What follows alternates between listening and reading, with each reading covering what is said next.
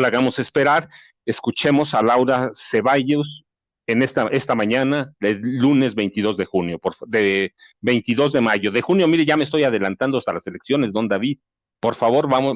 vayamos con la licenciada Laura Ceballos. Hola, ¿qué tal amigos? Soy Laura Ceballos y esta es mi colaboración para Sin Censura, la irracionalidad de la ley del embudo.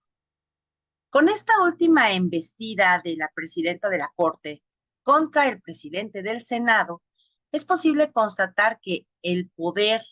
de los miembros del Poder Judicial, cualquiera que sea el ámbito en el que imparten justicia,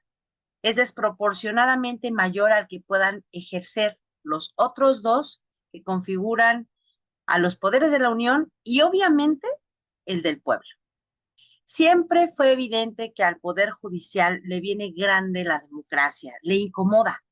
que le son totalmente dispensables los actos que requieren de la legitimación que brinda el voto del pueblo como titular de la soberanía, porque las opiniones del pueblo no le son ni medianamente útiles para ser tomadas en cuenta.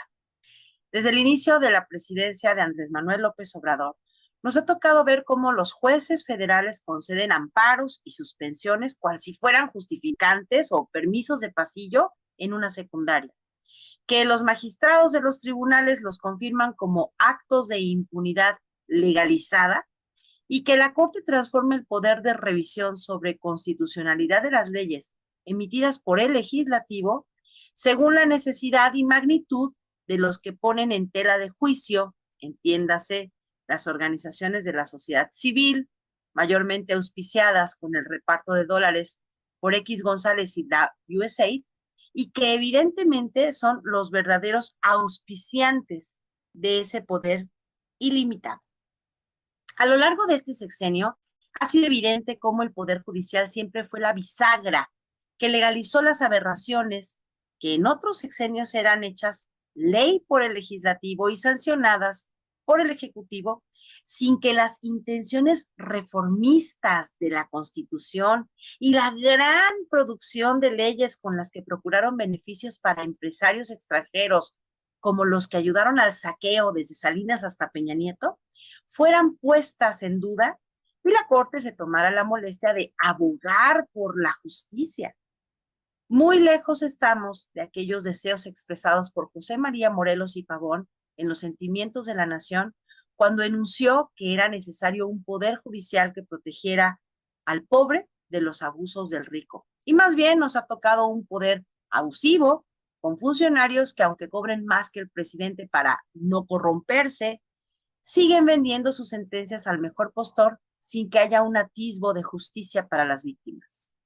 Igual de lejos del verdadero espíritu de Manuel Crescencio García Rejón y Mariano Otero y el origen del juicio de amparo como verdadera protección de los derechos humanos. Hoy, el juicio de amparo, sirve para cobijar atrocidades y la justicia es una utopía para las reales víctimas. También parece que hemos ido en sentido contrario a la quintesencia de la inmunidad legislativa, o fuero, que nació para evitar que los tribunos fueran atacados por sus opiniones y en tiempos de la Reforma asesinados por los conservadores y que en los últimos sexenios sirvió para charolear y librarse de sanciones administrativas o penales. Pero en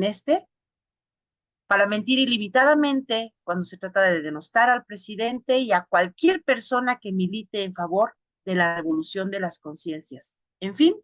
que no hallamos la nuestra. Parece que estamos en el mundo del revés. Todavía durante el periodo del ministro Saldívar, a pesar de las tensiones en este juego de fuerzas que propone sin descanso el bloque conservador,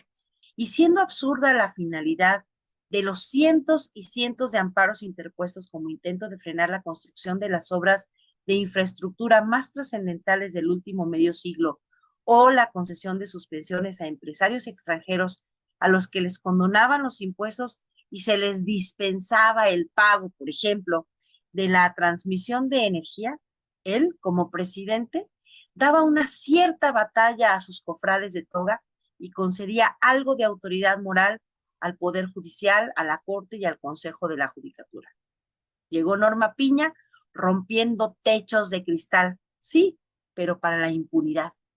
Integró inmediatamente a su equipo al cuñado de Isabel Miranda de Wallace, Abraham Pedraza, para ser secretario de su ponencia, a pesar de las varias denuncias contra la superdefensora de derechos humanos para orquestar la persecución de activistas y sobre todo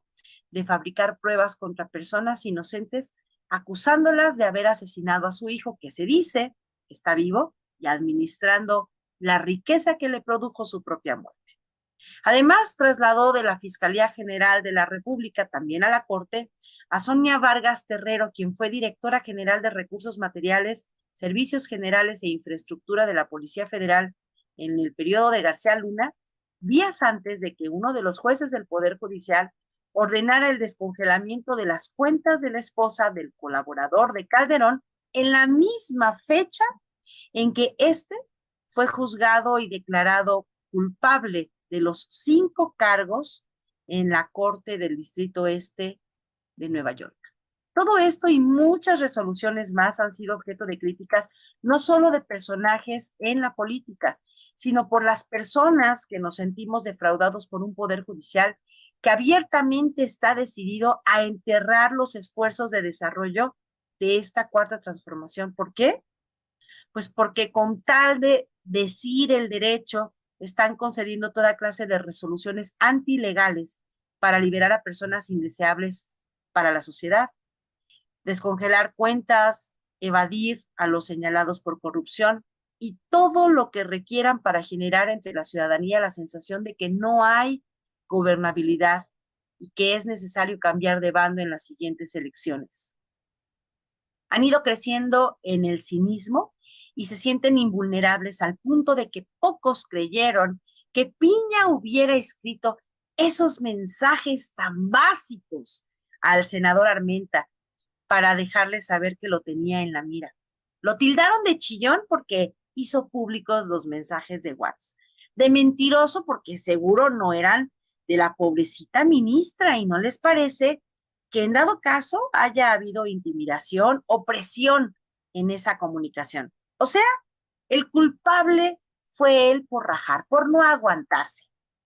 Cuando Piña confesó que sí había sido ella, a ningún crítico le pareció que era necesario disculparse o que ella diera más explicaciones y restaron importancia al hecho.